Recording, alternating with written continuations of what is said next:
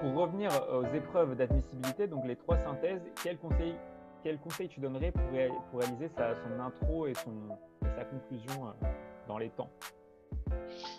Sachant que l'épreuve dure 5 heures et qu'on a souvent affaire à des sujets extrêmement vastes, il y a beaucoup, beaucoup de choses à dire, beaucoup de choses qui sont attendues.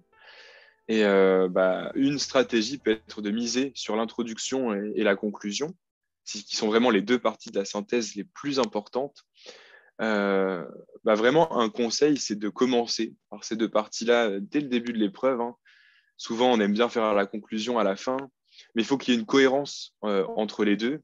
Dans l'introduction, on va mettre en évidence les différents questionnements importants. On va annoncer le plan, de quoi est-ce qu'on va parler, et surtout quelle est la problématique liée à ce sujet. Et dans la conclusion, on y répond directement.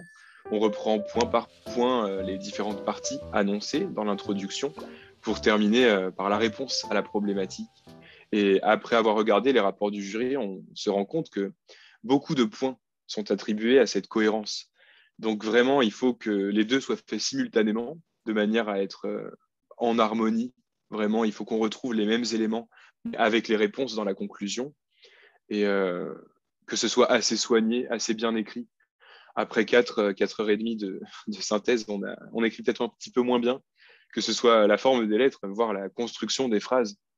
Donc vraiment, ouais, un conseil, c'est de rédiger ces deux parties dès le début. Ok. Donc les écrire un petit peu au brouillon avant, quoi. Soit au brouillon, mais de manière quand même assez précise, ou soit directement au propre, hein, et attendre la fin de l'épreuve, ou en tout cas les 10 dernières minutes, pour faire la pagination. Parce que si la conclusion, tu l'écris direct au prof, hein, tu sais pas quand elle va s'arrêter, ta synthèse exactement. Parce que la partie développement, je Non, parle. effectivement, mais on va rapidement se rendre compte qu'on rédige vraiment beaucoup, beaucoup pendant ces épreuves-là. Pour mon exemple, avec la taille d'écriture moyenne et la place pour les schémas, j'écris environ une quarantaine de pages pour chaque épreuve. Donc, ce que je fais, c'est que j'écris l'introduction sur une première page, la conclusion sur une deuxième, et tout mon développement sur des pages que je demande supplémentaires.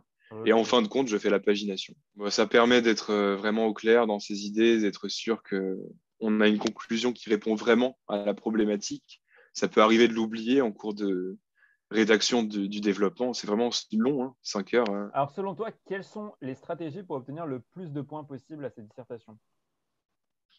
Beaucoup, beaucoup d'éléments sont attendus dans la correction qu'on retrouve dans le rapport du jury. Alors le mieux, c'est d'essayer de trouver le bon équilibre entre balayer le plus large possible pour introduire le plus de notions différentes, mais en même temps les développer assez pour obtenir tous les points, ne pas faire que les citer et dans le meilleur des cas, le schématiser. Il faudrait dans l'idéal que pour chaque paragraphe, on apporte une idée avec une notion qui soit citée, expliquée et illustrée par un schéma le plus précis possible.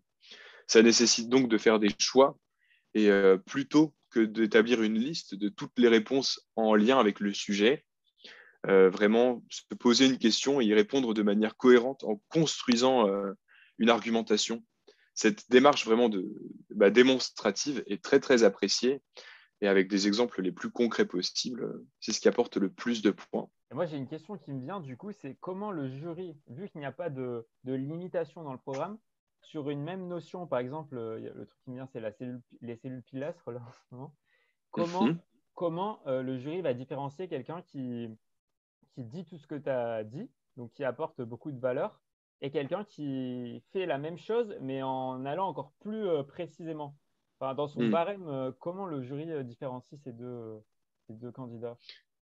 Chaque jury établit son propre barème et attribue des points en fonction de ce qui lui semble le plus important.